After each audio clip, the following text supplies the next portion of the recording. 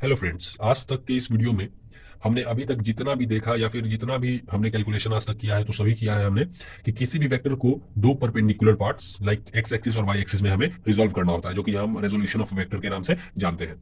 But this time we have to resolve any vector into two non perpendicular axis axes भी बोल सकते हैं या नॉन परपेंडिकुलर लाइंस भी बोल सकते हैं।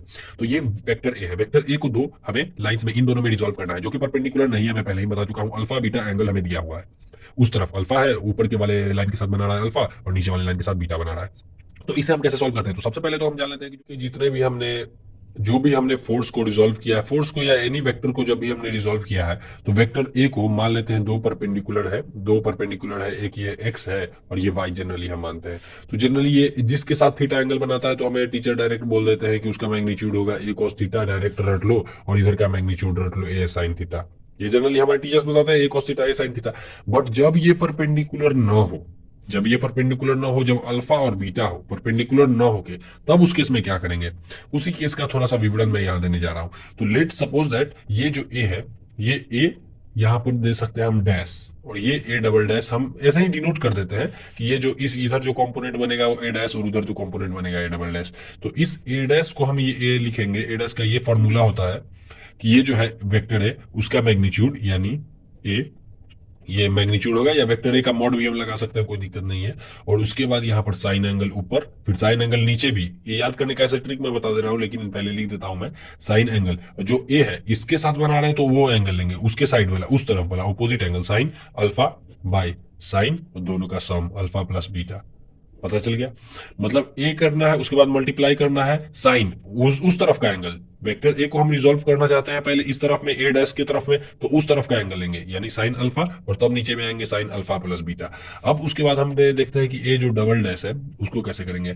ए डबल डैश जो होगा वो जनरली होगा, यहाँ भी ए होगा, ए जो कि मैग्नीट्यूड ऑफ वेक्टर है, मैं बार बार बता चुका हूँ मैग्नीट्यूड ऑफ वेक्टर है, और यहाँ पर मल्टीप्लाई होगा। अब हम वेक्टर ए को ए डबल डैश की तरफ कर रहे हैं तो उस तरफ का तो एंगल अल्फा है, लेकिन अल्फा को अभी हमको नहीं लेना है। अभी अल्फा को हम नेग्लिजिबल माने, मतलब अल्फा को हम हटा देंगे और इधर बीटा मानेंगे, साइन बीटा, और साइन बीटा अपॉन साइन, और नीचे में सेम रहेगा अल्फा प्लस बीटा।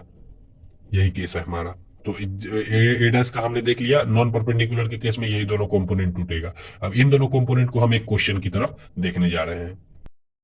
चलिए फ्रेंड्स, तो हम सब आपके सामने एक क्वेश्चन है, force is equal to 50 newton का फोर्स है, जो कि जिसे हमें रिजॉल्व करना है दो पार्ट में, जो कि 35 डिग्री उधर से एंगल बन रहा है और 42 डिग्री इधर से एंगल बन रहा है।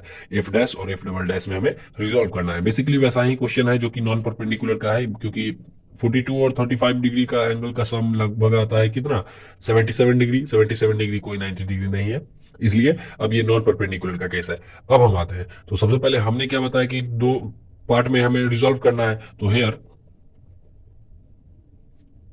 वी हैव टू रिजॉल्व, यहां पर हम लिख देते हैं here we have to resolve the vector A, vector F into two non perpendicular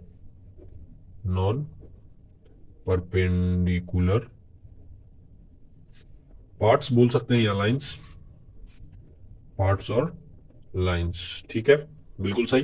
अब हम देखते हैं, अब जैसा कि मैंने फॉर्मूला बताया है एफ डैश का फॉर्मूला, कि सबसे पहले एफ क्रॉस साइन।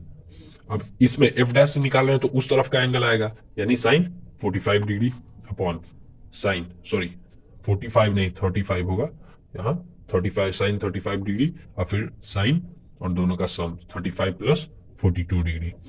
अब यहाँ पे आते हैं, एफ का वैल्यू हमें 50 न्यूटन गिवन है, into sine 35 degree upon sine 77 degree हो जाएगा। अब इस चीज का वैल्यू आपको विदाउट कैलकुलेटर कभी नहीं हो सकता। अब कैलकुलेटर में ऐसा कैलकुलेटर नहीं, कैसियो कैलकुलेटर जो हमारे एग्जामिनेशन में अलाउ जनरली रहता है। तो कितना दिया हुआ है साइन, देखिए यहाँ पे साइन मैं लेता हूं 35 डिग्री अपॉन, पूरा का अपॉन लेने के लिए बोल रहा है साइन, फिर आता है साइन 77 डिग्री, 77 डिग्री। इसका जो वैल्यू आएगा हमारे पास वो आएगा 0.58, देख सकते हैं आप 0.58 अप्रोक्स 0.58। और जब इसी 0.58 जो कि आंसर है हमारा, तो यहाँ पर आंसर पे क्लिक करते हैं और उसमें हम मल्टीप्लाई करते हैं 50 से।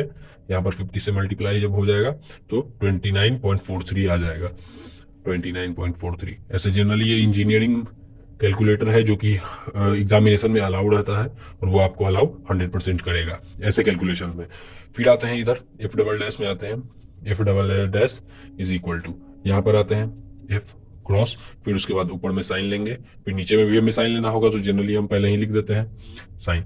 ऊपर में जब एफ डबल डैश के लिए हमें कैलकुलेशन करना है तो ऊपर में 42 डिग्री आएगा, बिल्कुल अपोजिट वाला 42 डिग्री, और नीचे में तो आएगा 35 प्लस 42 डिग्री। अब जनरली हम देखते हैं 50 हो जाएगा यहाँ sine 42 degree upon sine 77 degree. अब हम फिर से यहाँ कैलकुलेशन पे आते हैं, फिर से यहाँ जो कि आते हैं तो डायरेक्ट साइन हम करते हैं साइन 42 डिग्री ऐसा, फिर साइन 42 डिग्री, और अपॉन में पूरा का अपॉन में आता है साइन 77 डिग्री, साइन 77 डिग्री। हमारा कैलकुलेशन आया 0.68 है, 0.68, तो यहाँ पर आते हैं 50 इंटू 0.68, फिर से हमें 50 इसमें मल्टीप्लाई करना होगा, तो ये आंसर यहाँ पे इंटू 50 कितना आता है 34.33। यहाँ पे हम फिर से लिख देते हैं 34.33 न्यूटन। सो हमारा आंसर मिल चुका है, एफ डैश जो हमें मिला 29.43 न्यूटन, और अगेन एफ डबल डैश जो मिला 34.33 न्यूटन। ये जनरली हमारा आंसर आया।